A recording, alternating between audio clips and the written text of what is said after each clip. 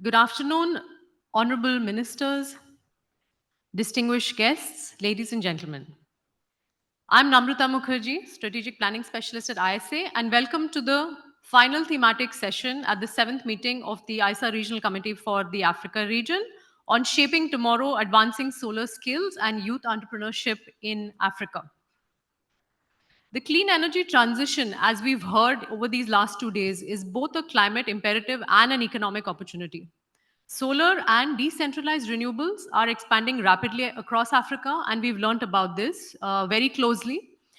Yet, a shortage of skilled workers will threaten to slow this progress down.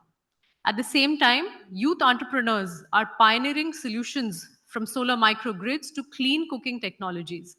But at the same time, they face barriers in scaling due to weak support ecosystems. And closing this gap requires urgent collective action to invest in skills, innovation, and enabling environments where youth can thrive. With this objective, the session today aims to deliver a shared understanding of Africa's green skills gap, concrete policy regulatory recommendations, and strengthen partnerships for youth empowerment. By equipping Africa's youth with skills and support to drive innovations, the continent can leapfrog into a renewable energy future shaped by its people, not just technologies.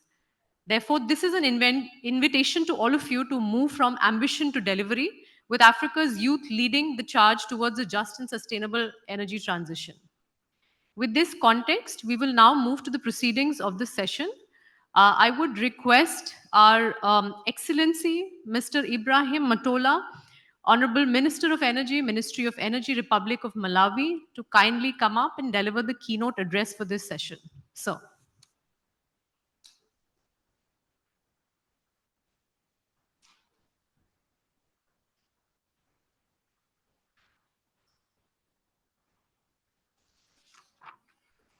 Once again, good afternoon. We're talking about energy. I don't see energy in this room.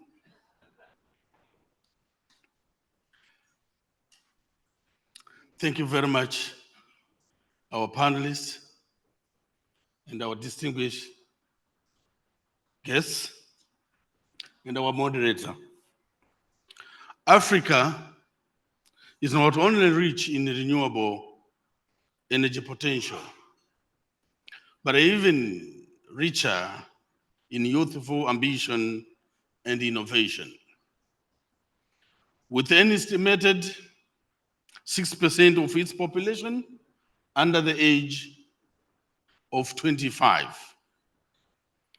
Africa's youth become untapped resource in its energy access and transition goals. Let me quote an African proverb which says, and I quote, "Knowledge in childhood is like engraving on a stone, and knowledge in adulthood is like engraving on ice." End of quote. With over 600 million people still lacking access to reliable electricity, we must go beyond infrastructure and investment. We must invest in people and innovation. And the agency of this has never been more pronounced than it is now. Building green skills, technical entrepreneurship, and digital among young people is essential in unlocking job opportunities, supporting local energy solutions, and achieving universal energy access.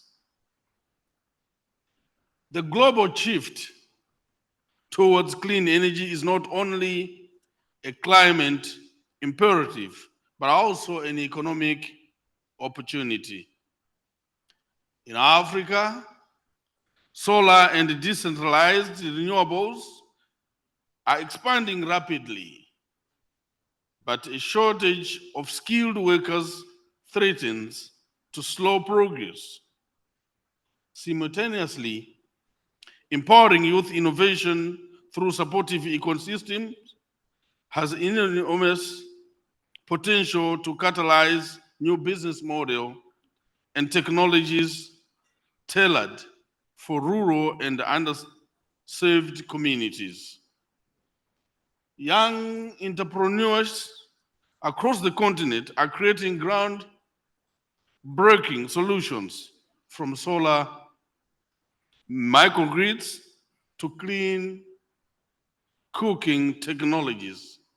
Yet, they often lack the support systems to scale up. This disconnect between potential and opportunity must be addressed urgently and collaboratively. We need to equip the next generation with green technical, digital, and entrepreneur skills and create enabling environments where innovation thrives. This session aims to spotlight the intersection of green skills development and youth-led innovation as a cornerstone of expanding energy access.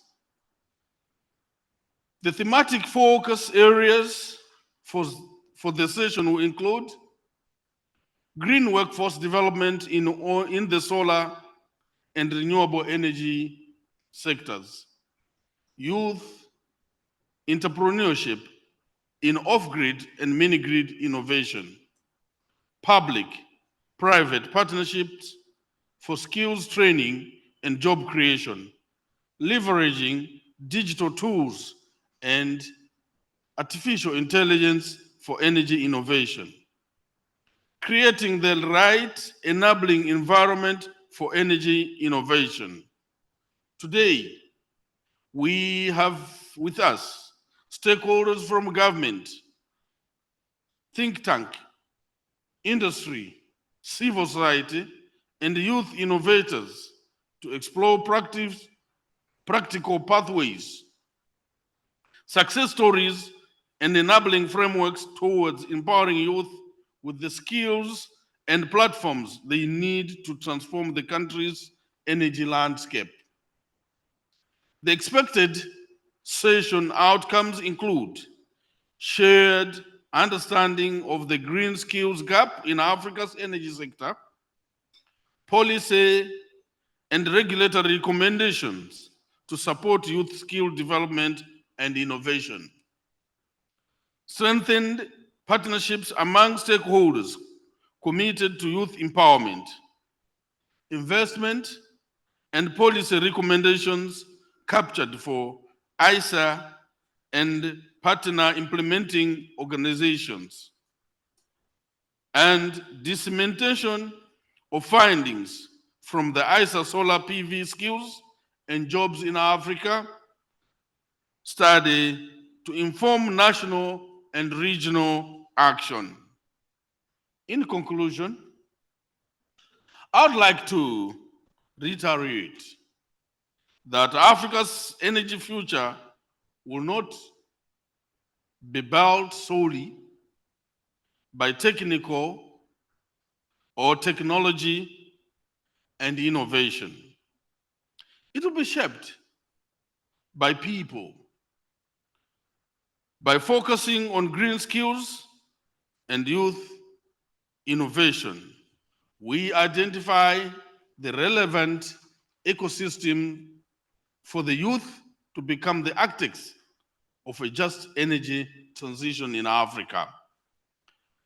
As a continent with seemingly the youngest population globally, Africa holds immense potential to not only leapfrog into a renewable energy future, but to do so with its youth leading the change.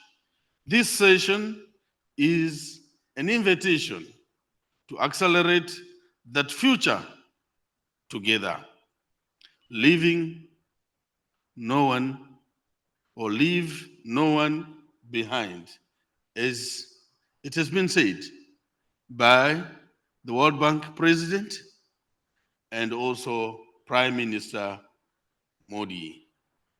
And I would like to take this note or motto on board: leave no one behind. I thank you very much.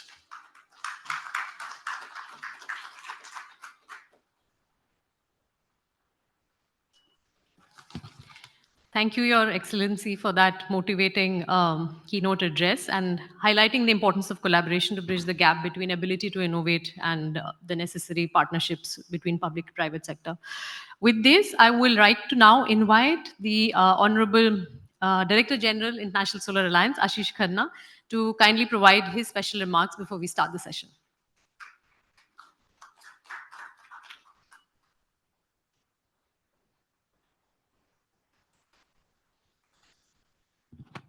Thank you, Honorable Minister. Thank you, Namrata. I will be very brief.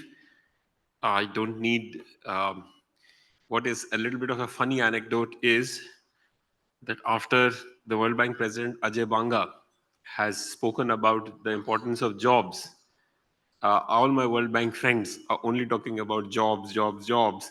Thankfully, this study was conducted before Ajay Banga talked about the importance of jobs. Because definitely the entire agenda in developing world is we have young population and they need jobs. Lack of jobs has leading to fragility, it's leading to divisiveness of the society. What is a big challenge is that jobs are both that are there for energy, like if you're an innovator, you're doing the maintenance, or you are a construction company worker. But much more importance is the secondary impact if you have reliable and affordable energy. And the importance of green skills and jobs is to encompass both.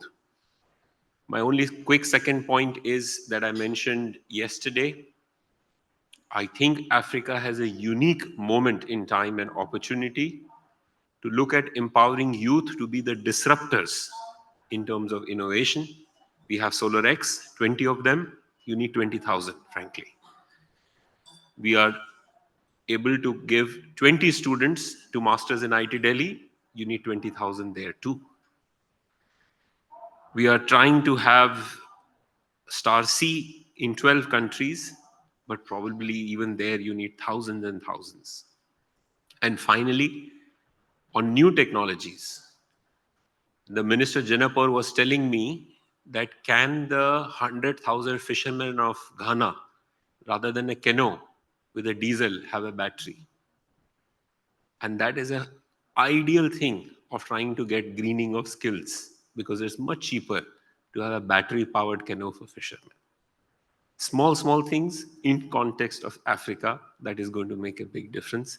I hope and wish all of you a great discussion. Please count on ISA for retaining this position and this issue on top of the agenda. Thank you.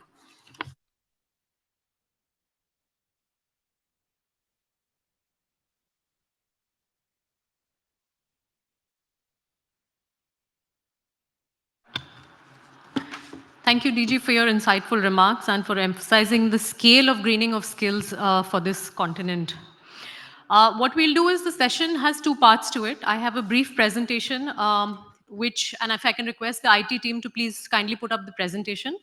And this presentation is basically a study that ISA has done on the solar PV skills and jobs in Africa and the requirement of different types of imperatives for moving into the medium term and the long term journey.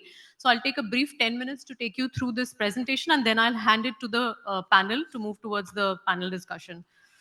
So today's presentation I'm making on behalf of my colleagues Vardhini Ratnala, Dr. Ishan Purohit, colleagues from the Becquerel Institute, Philip Mace, Elena Bosch, and expert reviewers Mohammad Saif and Prachi Seth. In this next 10 minutes, I will just present the outcomes of this study that we have recently concluded. We can move to the next slide. Yeah, so I think I don't want to take too much time, but essentially just to emphasize that Africa is standing at the crossroads of opportunity and urgency. And we've spoken about this 600 million people. This number will be etched with us, but hopefully in the next year when we come, there would be some gap that we have bridged. Still lack access to reliable electricity, and the continent is home to the youngest world's population. That is 60% of population, which is below the age of 25 years. Hence, unlocking Africa's solar energy future will depend on not just infrastructure and finance, which are also important pillars, but on people.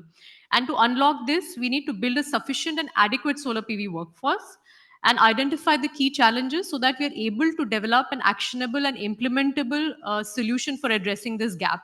Please move to the next slide. What we've done in this study is that while it's not easy to quantify the number of jobs and the type of skills which is required for a dynamic and constantly evolving solar PV sector, but for this study, ISA has taken a four-step approach to map the jobs and skills requirement in Africa over the next 25 years to the existing challenges and identify what could be some of the actionable solutions. In the first step, we've basically assessed the workforce needs. So we've done a quantitative analysis based on secondary data, which has sort of made an attempt to estimate the workforce intensity across the utility scale solar sector, the small scale solar PV segment, and the solar PV for commercial and industrial customers. And our estimates, I'll show you in the next slide, indicate that the solar PV workforce requirement could reach 2.5 million to 4.2 million by 2050, depending on the energy transition pathway that Africa chooses. But apart from the quantitative assessment, we've also done an extensive primary stakeholder consultation, across 30 countries in Africa to gather qualitative insights into what are the existing challenges for, moving towards this pathway. And basis the quantitative and the qualitative assessment, we've listed a set of potential solutions and prepared a roadmap for Africa to consider. We can move to the next slide. And I don't want to spend time on this. Please go to the next slide. Yeah. So what we've tried to do here is essentially map the growth of solar PV market expected in the African continent for the next 25 years. And basis this growth trajectory, we've tried to map what could be the jobs requirement across the different segments. And what we are showing here is that while presently there is a modest solar PV market in Africa, you can see cumulative installed capacity is 19.2 gigawatts in the continent. But this capacity addition is expanding fast with a compounded annual growth rate of 31%, and there is a potential for even further expansion. I won't read out the numbers in this slide, but what you can see is if you look at a highly optimistic scenario of capacity addition in the continent, this will translate to a cumulative installed capacity of 620 gigawatts by 2040. Let's move to the next slide. And this slide is a little important, so I'll spend a couple of minutes here. What we're trying to do is what I showed you in the previous slide in terms of installed capacity addition across a low capacity installed scenario versus a high capacity installed scenario. If you focus on the top part of this slide, what we are trying to show is that in a low installed capacity scenario, the number of jobs are expected to increase from 500,000 in 2030 to over 2.5 million in 2050. And if you look at a high install capacity scenario, where we are looking at a 1300 gigawatt install capacity by 2050, the number of jobs are expected to increase from 1.3 million to 4.2 million in this scenario. I think what's important to bear in mind is that the small scale solar PV systems will generate the highest full-time equivalent job opportunities, but the utility scale projects will lead to more sustainable, stable, and long-term employment opportunities through operation maintenance activities. If you now look at the bottom part of this slide, what we've tried to do here is to then further segregate the opportunities based on upstream and downstream opportunities. By upstream opportunities, we mean in the local manufacturing sector, the types of jobs, which can be expected till 2050. And in the downstream sector, we are talking about the workforce demand across engineering, development, construction, installation, O&M, and also certain non-technical types of work around sales, distribution, customer support for residential customers. So I'll move further. This is basically trying to show you that different types of training needs will be necessary for the different pathways that Africa chooses. Uh, let's move to the next slide, please. What we've tried to show here is the cross section of stakeholders across the 30 countries that we've touched upon, which includes government, research, training, corporates, development agencies, and industry associations. And basis the consultation with these stakeholders, as well as the quantitative analysis, which I presented in the earlier slide, we've identified a set of key challenges and then tried to put together an action plan for addressing in the years to come. Let's go to the next slide. Yeah, I'll spend a minute on this. This is very, interesting in terms of the primary stakeholder consultation. There were 4 buckets of outputs which we drew from the stakeholder consultation. One is economy-wide challenges, which is essentially difficulty in keeping pace with the rapid expansion of the technologies, scarce data availability, which is a very, very important aspect if you have to scale up workforce, and misalignment of regulatory frameworks from quality control to national certification schemes. If you look at a second bucket of challenges which was identified by stakeholders was around training environment. Here, the types of challenges include systemic underfunding of the training ecosystem. Training offers certain content gap with regard to practical experience, curricular adaptation, and complementary skills.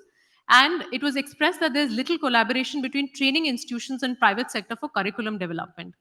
There's a third bucket of challenges identified around human capital, where it was pointed out that there is a need to strengthen the technical capacity. There is need for a resilient local capacity around installation, maintenance, system operations. And currently, there's limited cross-disciplinary skill development, which is hindering the workforce mobility across the private PV sector.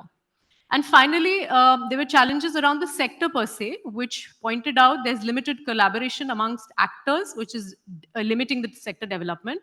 The utility scale unforeseeable dynamics, which is restraining local skills retention. And the small scale PV is constrained by regulatory frameworks and fierce competition in this segment. Let's move to the next slide. So what we've tried to do basis these challenges, this is the last slide, which is basically taking us through a phase-wise approach of what could be certain, potential solutions. Here we are splitting it between laying foundations, building and scaling capacity in line with the market growth, and future proofing, which is basically moving towards a more sustainable workforce development. When we look at laying foundation, I think the imperatives are first establishing clear regulations, certifications, and reliable data systems. Then it's important to strengthen the institutions and formalize the workforce through training of regulators, support upskilling, reskilling, formal and informal workers. And I think very important is to make the most of limited public budgets by pooling resources, diversifying financial sources, and ensuring sustainable training initiatives. If you look at the training environment related pathway that we're talking about ensuring training translates into jobs, which is most important, by aligning programs with market needs and partnering more with the private sector. And then preparing the workforce for future technologies and market shifts. I think this is very important, where we're integrating workforce needs into the national energy and labor strategies, expanding the digital learning, and updating curricula to anticipate technological advancements. And then very important category is around value chain, where we are looking at how promoting jobs not only in installation and O&M, but in manufacturing, which is the upstream segment, project implementation, and end of life management. And finally, what is most important is we've heard in various other sessions also promoting regional and international cooperation by establishing shared training centers, planning tools, and harmonized certification schemes. So this is a kind of a phased approach that we have prepared for policymakers. The report has much more detailed recommendations, which we'd be happy to launch during our annual assembly, and would encourage all of you to, take a look at the same. With this, I'll conclude the presentation. And in the interest of time, I'm going to hand, the next part of this session to my moderator and colleague, Ms. Oni Izoba, who's the legal specialist at ISA. Oni, over to you. Many thanks, Namrata. My audible? Hello. Okay, great. Many thanks, Namrata, for that very insightful presentation. In the interest of time, we will need to. Excellent. One of my panelists just came in. Welcome, David. So in the interest of time, We will move a little bit quickly, but from the presentation that we've seen that the shift towards clean energy is not just a climate imperative. It is an economic necessity and an opportunity for Africa as well. And we'll dive right into the discussion, looking at green workforce development in Africa and how Africa can structure its energy transition in order to better integrate green skills development for the youths. And I'll start with my panelists at my immediate right, Mr. Atul Bagai. He is the former country director of UNEP India. I'm sure that's why we had UNEP that we had to put down. So he's the former country director for UNEP India and currently sits on the advisory board of Self-Employed Women's Association, which is an NGO. Mr. Atul, if you can probably throw some light on how you think Africa can structure the energy transition in order to effectively integrate green skills development for the youth. Thank you, Oni. In fact, I requested to remove the name tag because if on social media my headquarters, ex-headquarters would see it, my pension might be stopped. Uh, no, thanks a lot. And I just wanted to spend a minute on contextualizing this conference and the focus on energy transition and green skills, because we sometimes forget the large picture under which we are operating. And that is that at a planetary level, we are all facing together, Africa and other continents, what we call the triple planetary crisis, the crisis of climate change, the crisis of nature, and crisis of pollution.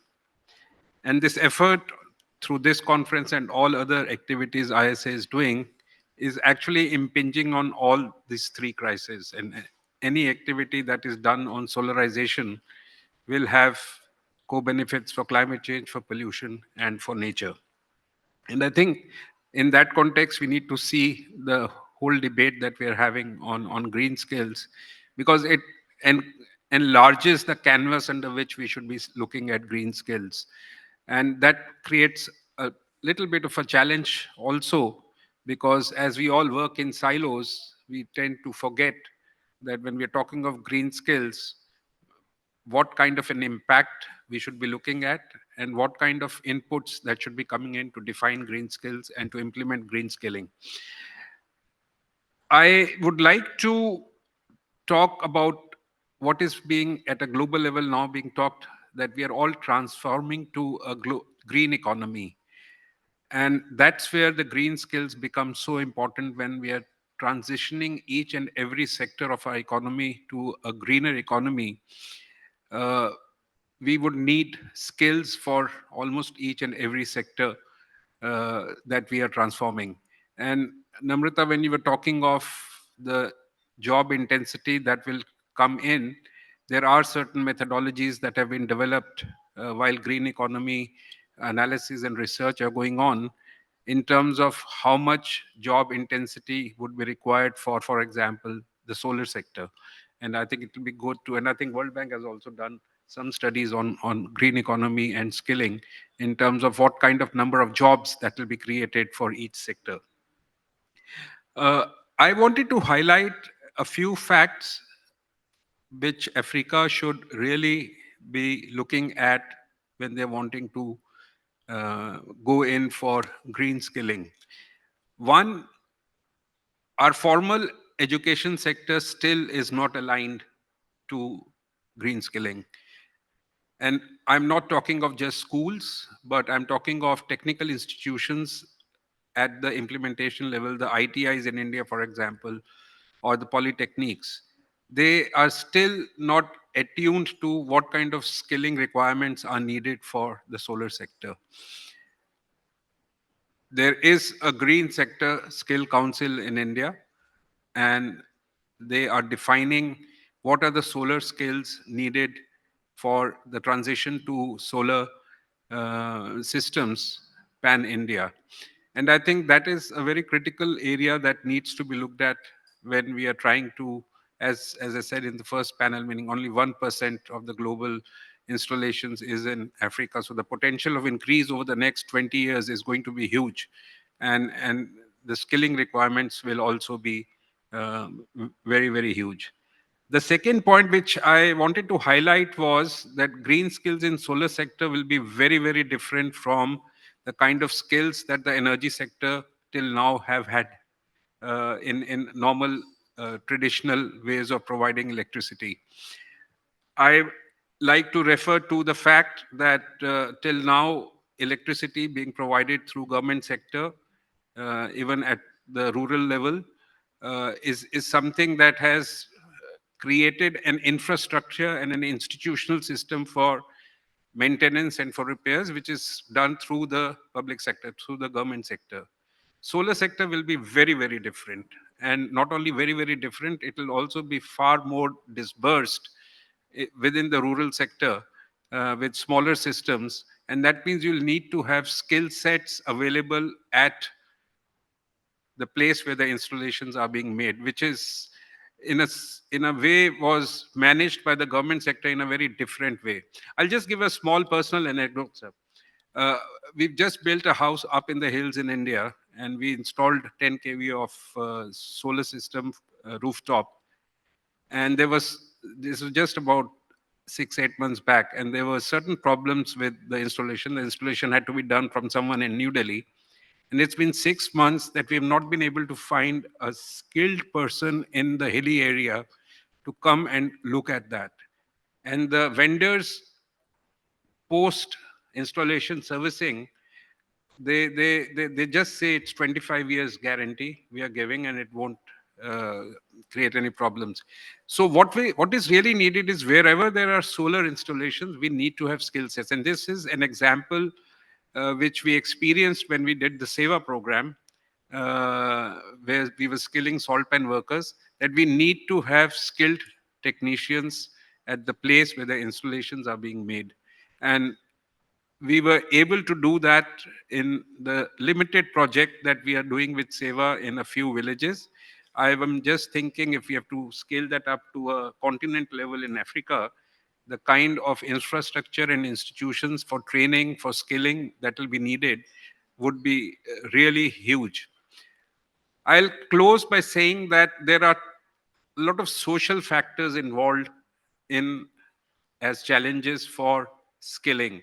And this is what we found in the Seva experience, that at a rural level, there was a lot of uh, avoidance of sending girls for training outside the village, uh, of traveling 5 to 10 kilometers, because a lot of training centers are in the peri-urban areas or the small towns, which are 10 to 15 to 20 kilometers away from villages.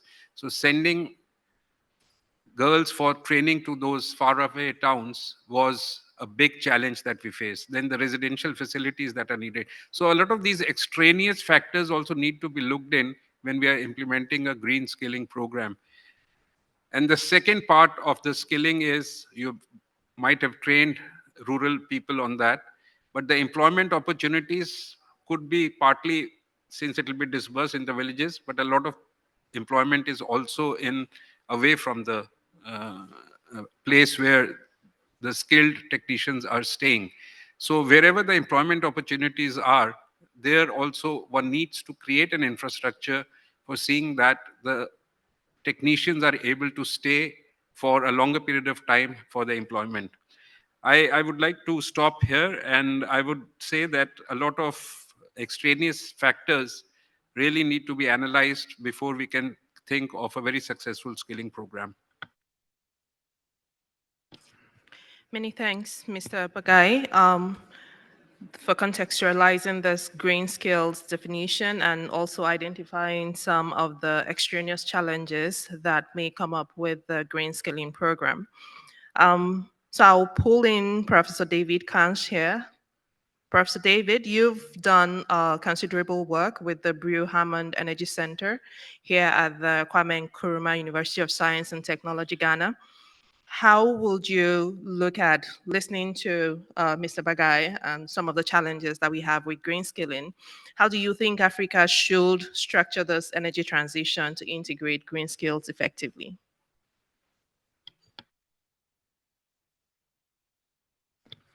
So, thank you very much. Greetings to my co-panelists. This is a subject that I find quite passionate to talk about because now we no longer talk just about energy transition. We talk about a just energy transition because the world has come to the realization that something has to change. We cannot move into the new paradigm with the inequities that characterize the current system. And so a just transition is what we're seeking to pursue. But it's going to be a pipe dream if your people are not empowered to be active in the value chain. And I tell people, it's not an issue of uh, sympathy or nice talk. You really need to capacitate your people, strengthen your businesses. So green skills really is something that Africa must take seriously. I was looking up some of the definitions of green skills. One that you need to put up really appealed to me, and with your permission, says green skills development is a process of building the knowledge, the abilities, values, and attitudes to transition to a sustainable and resource efficient society. So I would take it at a number of levels. Already so much is happening. I actually recall back in 2013, in the early days of ECRI, for those who are not from West Africa, ECRI is a sub-regional body that focuses on energy, renewable energy and energy efficiency. ECRI engaged a consortium of 3 universities, KNUST, where I am, Tuai in Burkina Faso, and the University of Cape Verde, to conduct capacity needs assessment across, I think, 15 countries or so, across the entire sub-region.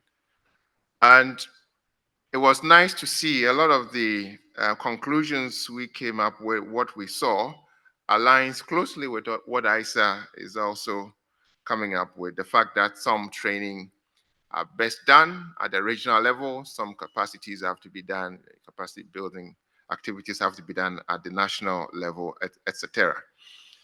So since then, I look back with a lot of, should I say, I'm really happy with the progress that we've made. So currently in West Africa, there is the ECOWAS level skills certification scheme. In fact, at KNUST, we were one of the institutions that implemented this. So you go through a training program. You come take your exam there with us. Now there are a number of institutions that are coming up. So yes, what we need to do, the building blocks are there. Currently in Ghana, we have a lot of institutions that are providing what would fit the definition of green skills, but we need to substantially upscale.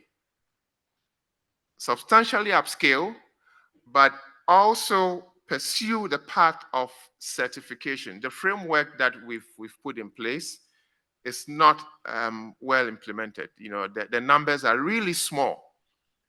Just this week, ECRI visited us in Kumasi, and you're all invited, those who can come. It's a very beautiful city. So regionally, since 2019, just about under 200 have been certified. And for a population of 300 million, that is way, way low. So we need to upscale substantially by orders of magnitude. And this is where I see opportunity also for the private sector, because recognition is important. What are you, what are you capable of doing? there are private companies that have really built credible certification programs. So for instance, if you have certification that you are proficient in PV I'm sure my friend from VRA, Kwekwenchi, will be happy to give you a job because it speaks to skills that you have in partnership with an entity that has strongly developed its brand and its product. So I see entry for the private sector there, but I'll speak more to this if I do get an opportunity again. Thank you. These are my initial thoughts. Yeah. Thank you, Professor David. I will move a bit quickly. So, yeah, definitely there is the need to substantially upskill the skilling programs that we have. I will pull in Mr. Vijay Iye here. Mr. Vijay is the former vice president of MIGA and former head of Africa Energy at the World Bank. Mr. Vijay, if you can share with us a few thoughts on how Africa's energy transition will have to integrate this green skilling. Thank you, Ni. And thank you for that presentation because that set the stage very nicely on where the gaps are.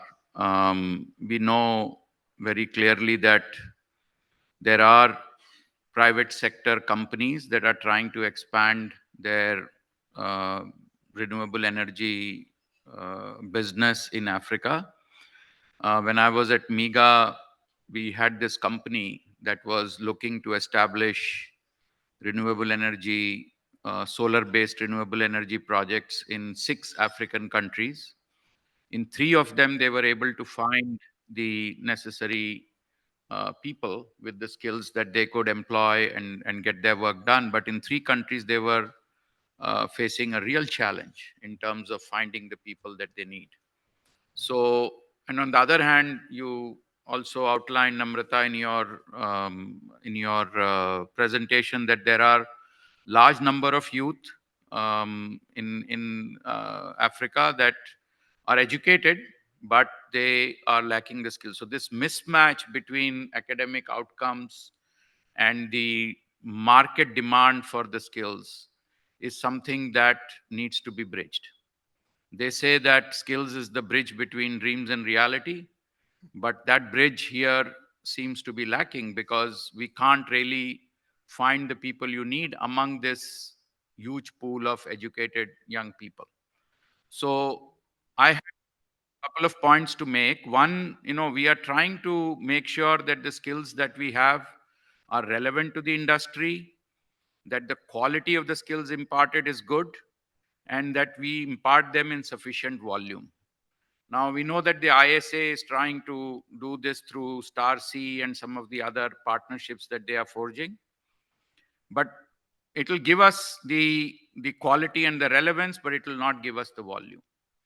So what can we do to multiply the skilling opportunities that we have currently and find ways to do this at a much wider scale? So couple of thoughts. One, there are a number of existing training institutions, and Atul, you alluded to it. We have vocational training institutions, we have technical training institutions in most countries. We have apprenticeship programs. These need to be reshaped, and the curricula of these institutions need to incorporate some of these green skilling elements that were just pointed out. And in doing so, we need to have some kind of a discussion with the private sector companies that are looking for certain skills so that these find the right place. And that's the relevance point. We want to make sure that the skills we impart are relevant. And just to give you an example of the type of thing I have in mind. So in addition to the vocational training institutes and technical training institutes that are already existing in most countries, there is this German solar network, German solar agency network, that actually has 7 training centers in sub-Saharan Africa. I was looking at it yesterday, and they have collaboration with GIZ and others that have already worked with ISA, so they are familiar with us. Is it possible to tie up with these kinds of institutions to see if more broad-based, more relevant programs can be then launched through these centers. So it's a question of forging the partnerships and multiplying the training opportunities that we can find. The third point that I wanted to make was that we are talking about the green economy growing, and it will grow in the next few years. But at the same time, there will be a number of people in the old economy, in the brown economy, that are going to be not finding the right fit for their skills in this new economy. So we already have a pool of people who are used to working in the industry, in the energy industry, but their jobs are going to go away. Just to give you an example, we used to have, and you will be familiar with this in India, you have a number of meter readers that used to come to your house every 2 months, every month to read the meter, record it, and then send the paper into the office. That no longer happens in the towns because meter reading manually is over. So all these meter readers have to find other jobs, but they are already in the electricity industry. And if we could reskill some of these people, if we could have reskilling programs through these vocational training institutes and others, or even private sector companies would be willing to, if they were subsidized a little bit, they would be willing to take these people on, retrain them, and if their the cost of that retraining could be provided to them, this could be another avenue to increase the volume of people that can come into the sector very quickly, because these are already people used to the professional side of working and being able to work in that industry. And the last point I want to make is on quality. Whenever you try to increase the volume of people that you're training, there is always a sort of a challenge of quality.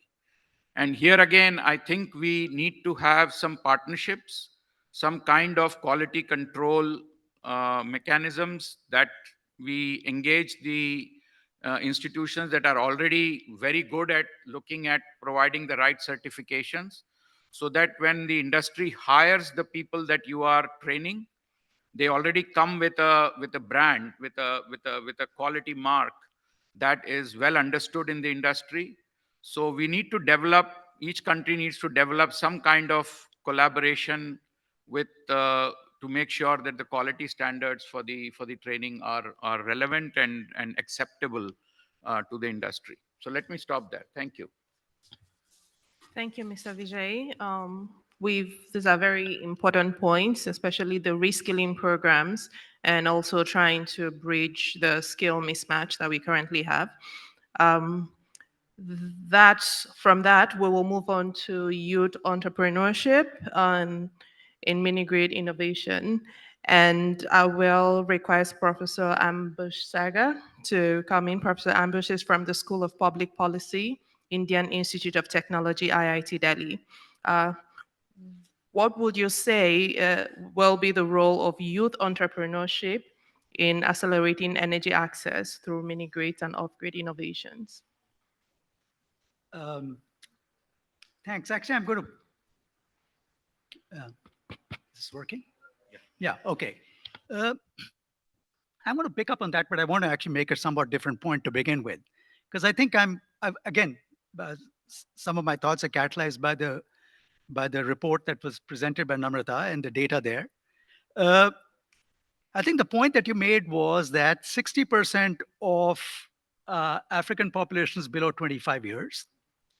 And then you also said that in your study, the number of jobs that are expected are in the green economy about 5 million.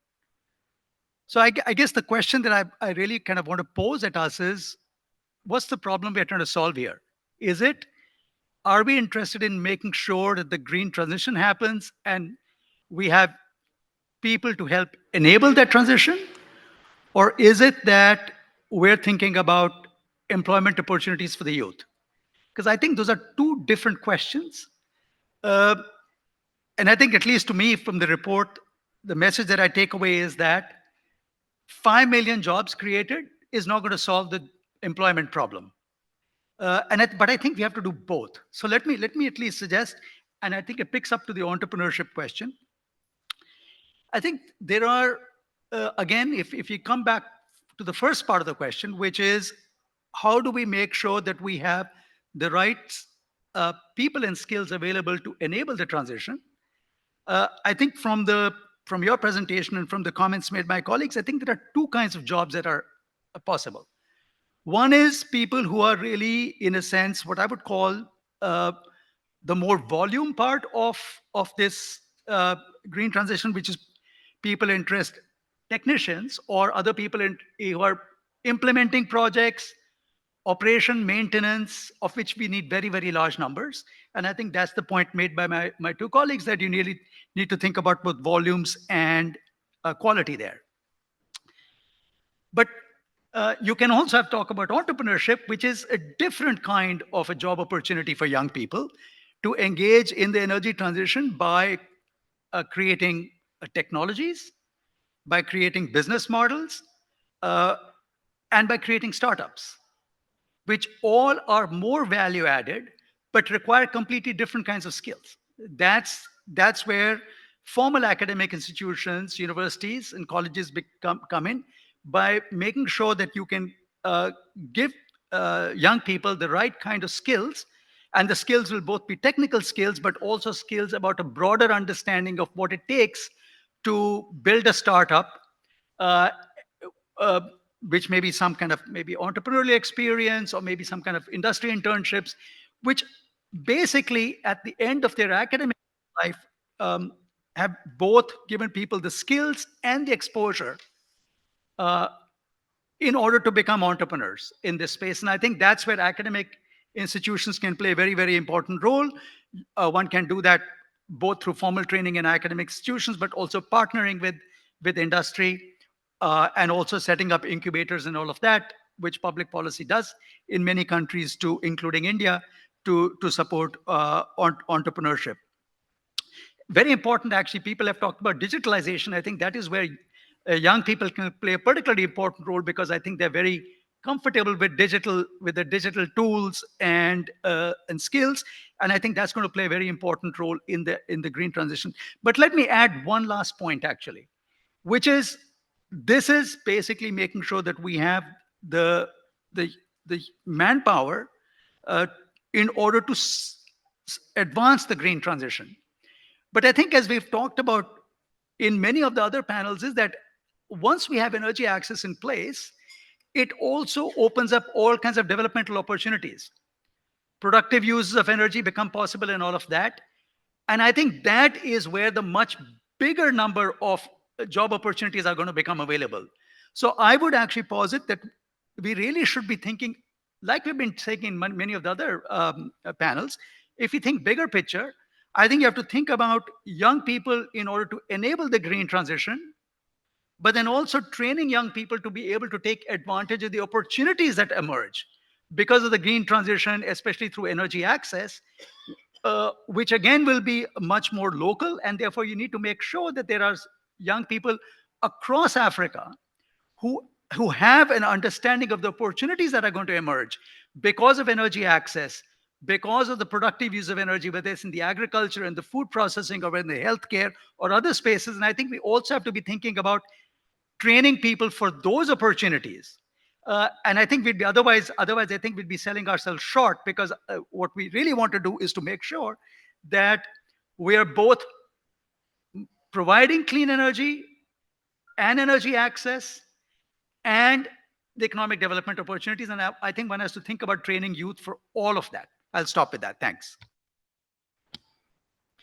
Many thanks, Professor Ambersagar, for that very insightful comment. And we'll move a bit quickly. I know that we're running short of time, but when we look at the presentation that was made, we have about 600 million people still without energy access. And we have also seen from the ISA work that we do with SolarX Challenge that young people have become very innovative. They've started creating digital solutions. They've innovated in a couple of ways to ensure that there is energy access to a couple of work that is endemic to Africa. So now we have one of these people on our panel today. He has done a lot of work with solar irrigation, and we will want him to share some of his views. Mr. Frank. Frank is the CEO of Northlight Solar, who is one of our SolarX Challenge winners. He had a very exciting innovation when it comes to solar irrigation for women in agriculture. Frank, I would like you to come in and discuss a few digital or green skills that helped you to launch this particular program that supported your business and how you've been able to scale this business. Yeah, thank you. Right. So, just before I get into it, uh, I'm happy to see my brother, who is more from the academic side of things, and then one of the beneficiaries of Star C, that I was part of the construction of the project. I'd want to first of all say that what is seen in the classroom is technically, practically different from what happens out in the field. So I was speaking with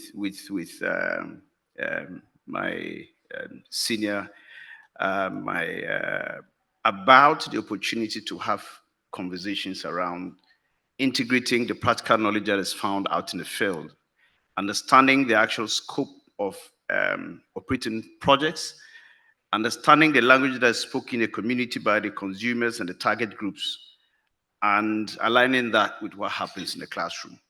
There's one thing having the knowledge around the product, the technicality, and a way to transition this knowledge into reaching people. It sounds a bit like bad news, but it's a way to go. Now, having said that, one of the things that I have experienced over the past 16 years, and this is a sharp contrast. And let me start by giving the examples. 10 years ago, if I needed to sell a product that was $5 or $10, I needed to travel back to this community 10 times to convince a client to buy the product. And then to keep your business going, you have to be in touch with the same client to be sure the system is working, the product is delivering what you promised them, and that you can recover, especially in places where you have to structure some financing around rural banks, community banks to be able to sell these products.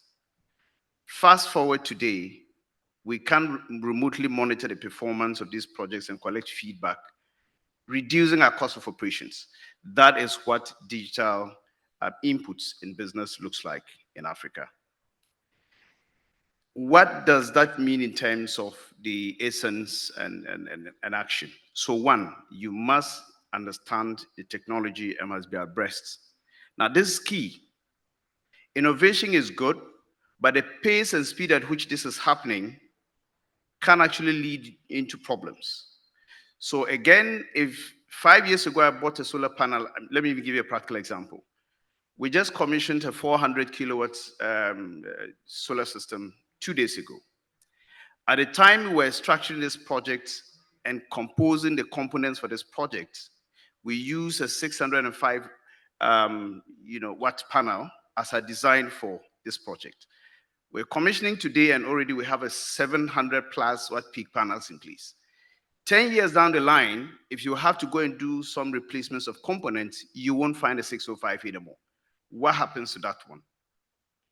So with digital integration in the processes, you are able to project fair and better and plan better.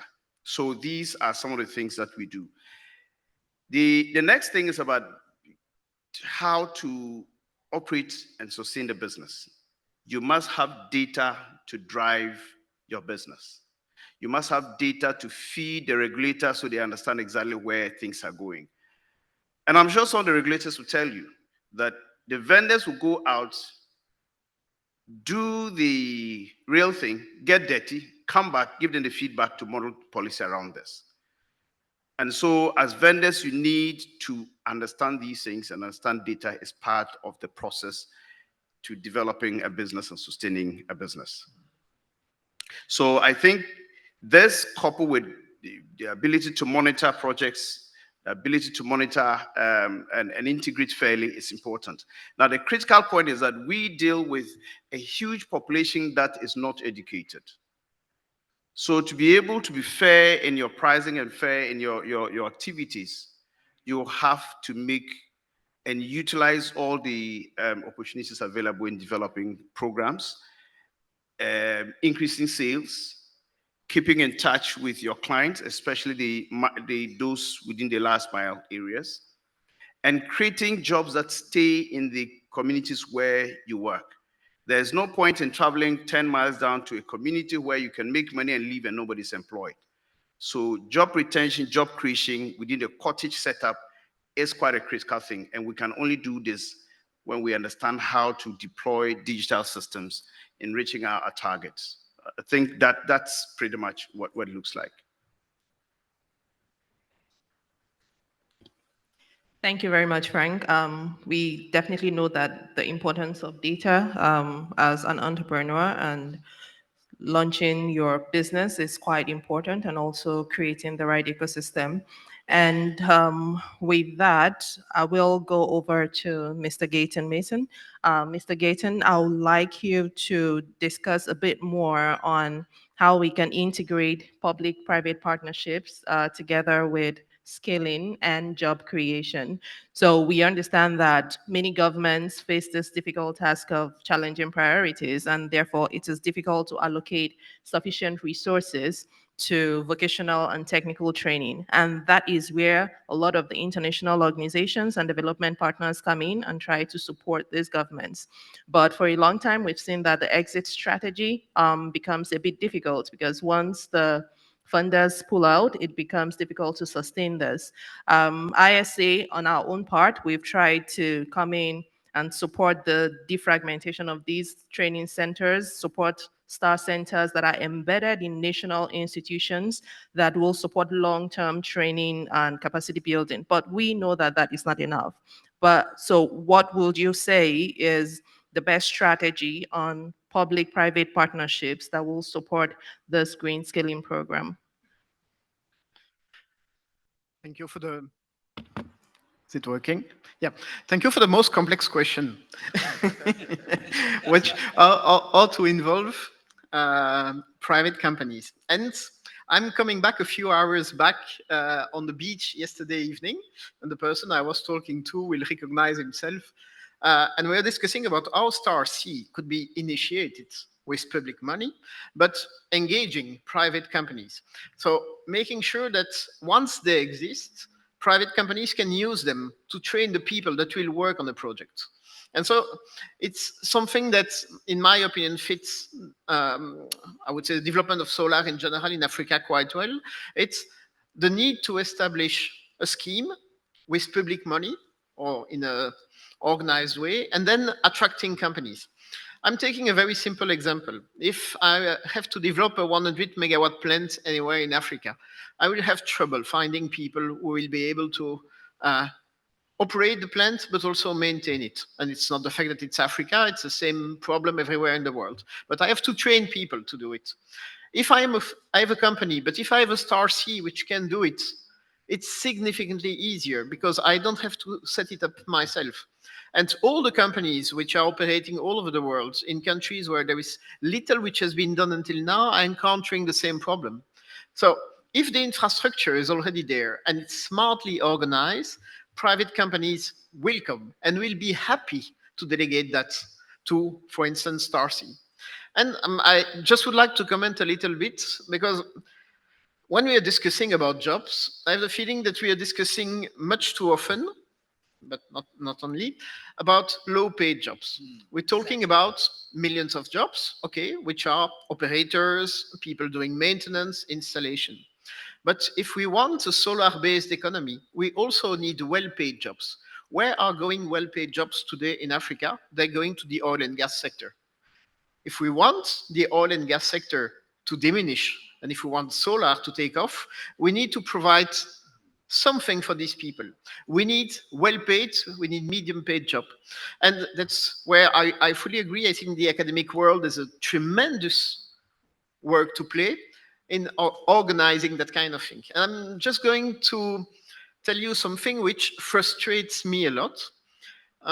In 2 weeks from now, in Bilbao, in Europe, will take place the annual European PV Scientific Conference. There are 3 conferences like this in the world. There is the American one, there is the Asian one, and there is the European one. Where is the African one? It's not that we don't have in Africa, I'm saying we because I'm spending a lot of time, uh, even if you can see that I'm not from African origin. But there are plenty of extremely good researchers scattered in universities, in private companies. But we do not organize something where they can meet and they can exchange.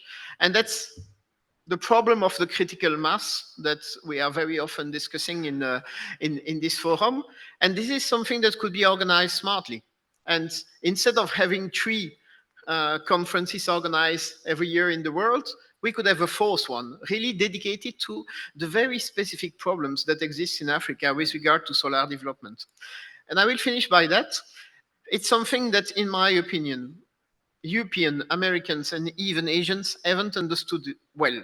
If we want to develop a solar-based economy, and this is what's going to happen in Africa much faster than many people think, we're not talking just about solar. We're talking about storage. We are talking about green hydrogen, green ammonia. We are talking about electric mobility. We're talking about everything which will be solar driven. And when we're talking about private public partnership, we should think about that wide scope and how it connects everything. Ethiopia is leapfrogging to electric mobility. A certain number of countries in Africa are developing PV for the time being much faster than what have been seen anywhere in the world. And all these sectors will develop. And entrepreneurship is absolutely essential. But the academic role is essential also to shape and to form the future engineers, the future researchers, who themselves will be able to form people down the chain. And I'm really looking forward to an African PV scientific conference in the coming years, and I think ISA could be a driver for that. Thank you very much. Thank you. Thank you, Mr. Gayton. Right now, in the interest of time, I will invite each speaker to speak for a minute, give the session actionable, outcome-oriented thoughts on meaningful ways by which we can advance solar skills and the youth resource in Africa. I'll start with you, Mr. Atul Bagai.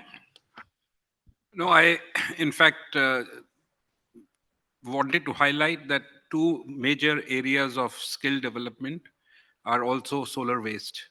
And I think that area and recycling are major areas for skill development. And the second part, which I raised in the first panel, was because of the illegal trade that is happening and dumping, the skill development of customs officers is very, very critical. Many thanks, Mr. Atul. Move over to you, Mr. Vijay. I just want to sort of, you talked about action points. I would say, and this is an appeal to all the governments represented here, that we are all looking at putting Star C centers and other infrastructure in place for this training and skill development.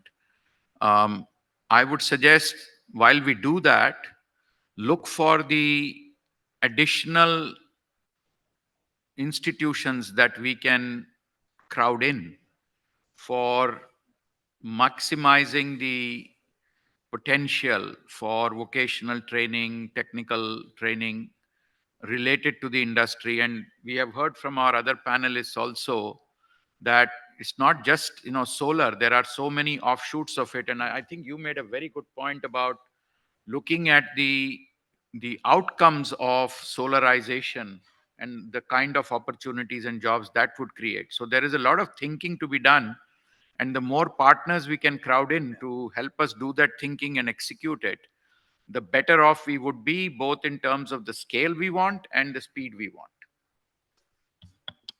Many thanks, Mr. Vijay. Professor Sagar.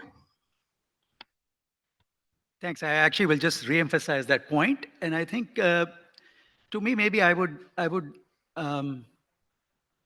take the theme of this session and reframe it a little bit and call it, think about skills for a green economy.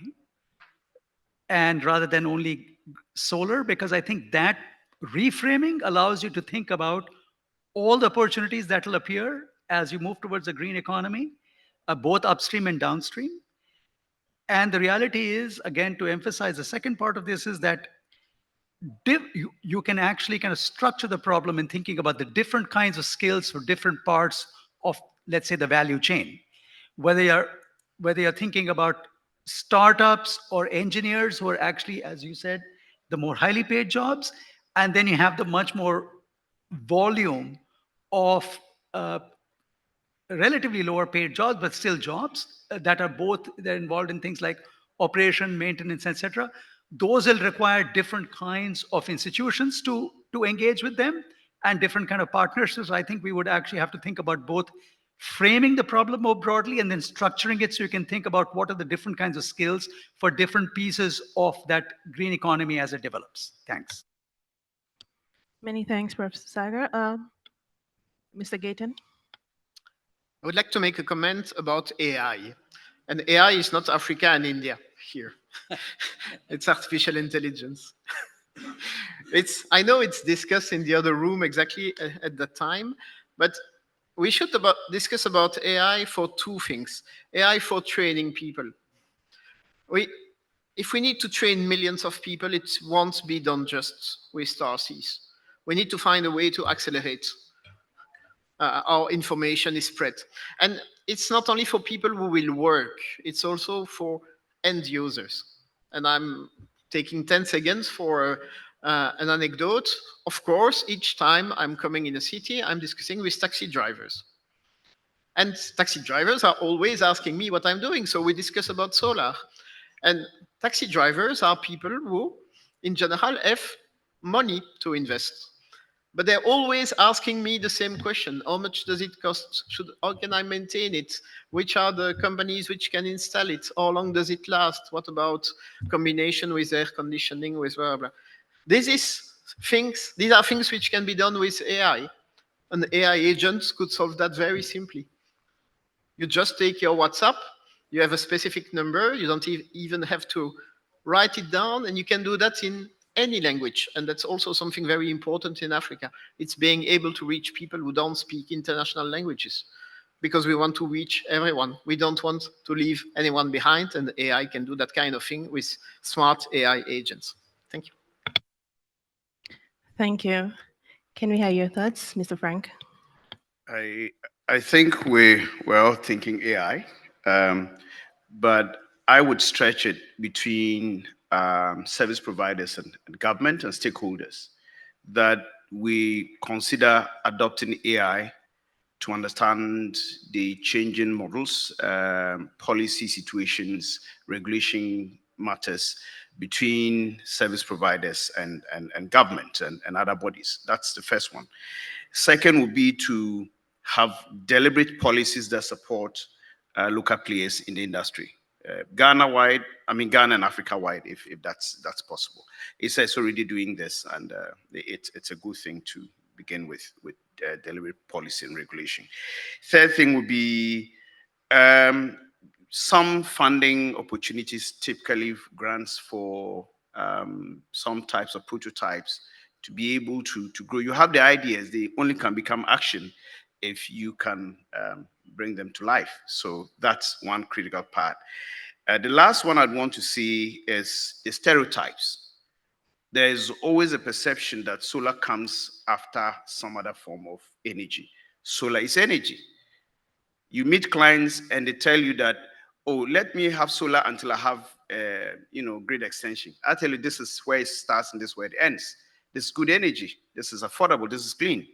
So I think they should also go to our politicians.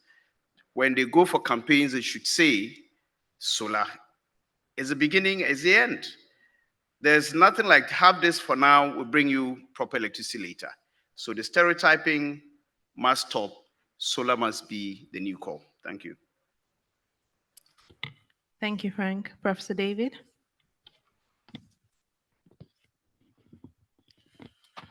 Yeah, thank you. So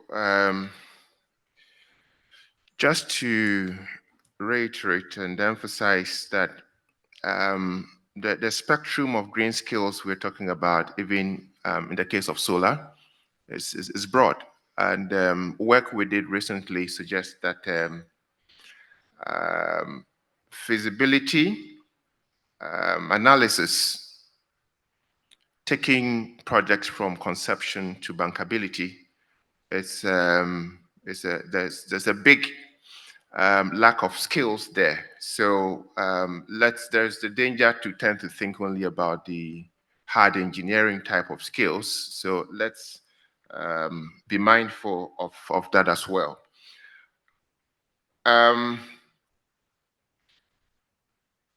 I saw, in one of the notes, so opportunities. And there I strongly would agree with the points that my colleague made. Public procurement, if we really want to encourage green skills, let's use public procurement to create opportunities for local companies and even for technology transfer. We've been part of procurement in which one of the requirements is that, yeah, I mean, we are aware that local entities do not have the kind of skill we need for this job, but look for a local entity and partner them. So if you want African companies to have the kind of track record that can, give them leverage to do the big ticket projects, we should be also paying attention to how we structure our procurement using public funds. And finally, I think, still connected to the point I made about significantly upscaling, ISA is ISA talks in the thousands, right? Seeking to mobilize $1,000 billion by 2030. What's the other one? The other thousand, where did I write it? Yeah. The other thousand is about people, 1,000 million people. Sure, I dropped this. Ah, yes, I found it. And 1,000 gigawatts of solar. So I would propose that we also target a minimum 1,000 green skills certified per country each year from Africa as part of the reporting. Thank you. Many thanks. Thank you so much to my very erudite panelists. We've gotten very good insights on some of the recommendations that we will also consider in the report. The report will be launched later this year in October during the ISA Annual Assembly, and it will have insights from the solar PV skills and jobs in Africa that will support and inform both national and regional action. We hope you get to download and read it, and it will help in addressing some of these challenges that have been highlighted. And I would like to thank everyone here for listening. We have a few announcements and we can wrap up. Thank you so much. Can we have a round of applause for our panelists? We want to take a group photograph of the panel. If I can also invite the Honorable Minister to join us, please. And then we have a logistics announcement by the team who's here. So we'll quickly finish the photograph. We can have everyone stand up, please.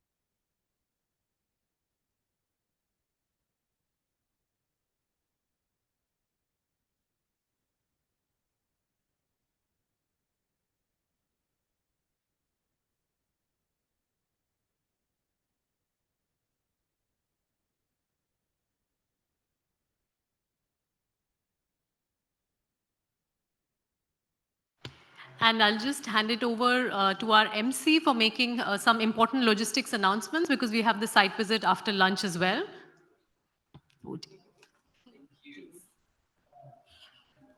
Thank you so much. Distinguished guests, ladies and gentlemen, as our moderator has already mentioned, we do have the site visits after lunch. Please be advised that lunch will be served in the same location as it was yesterday, that is in the garden behind the hall.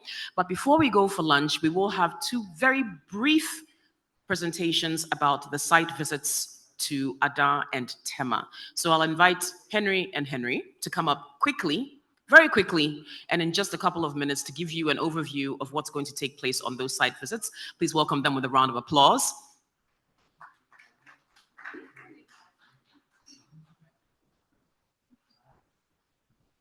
Thank you very much. So I'll speak on the site visits for the group going to Ada, and then my colleague Henry, so Henry and Henry will speak on those going to Tema. So for those going to Ada, as has been said, the buses will be available. In fact, they're already there at 1:30. So we are going to look at the site in Ada called particular mini site called Aloquim, and we will. It's about an hour and a half to 2 hours journey, and so right after lunch by 2 o'clock we'll have to be leaving. We've already talked to those who will be receiving us at Ada. They'll be expecting us there by 3:30. The local people there who will also be ready to receive us, that's at the site ground itself. They are also ready to receive us. What we'll discuss in detail as to what the site is, the technical issues and maybe the financial issues and whatever we want to discuss, we'll discuss there. And so we wouldn't say much here, but just to say that we'll be leaving at 2. And then when we get there, we can talk about the rest. Henry, over to you. Thank you very much. All protocols observed. Yes. For those of us who are also visiting the Helios site at Tema, that will be about 30 minutes drive from here. Less than 30 minutes drive, probably. The site is on top of our biggest warehousing facility. And so we would have to prepare to make a little climb up the roof to have a view of the plant. The total roof space is over 95,000 square meters, and everything is ready to receive, or all preparations have been made to receive all the delegates. And whilst on the bus, we'll then go into details exactly what we are going to see over there right after lunch. Thank you. Yes, please, we are departing at 2 o'clock as the other bus. Thank you. Thank you. Thank you very much, Henry and Henry. So once again, distinguished guests, ladies and gentlemen, the buses are leaving at 2 p.m. Please, you can proceed to lunch. Thank you very much. Hope you've had a wonderful time in Ghana and hope that you'll enjoy your trips to the respective sites in Tema and Adan. Bon appetit, enjoy your lunch, and come back to Ghana soon.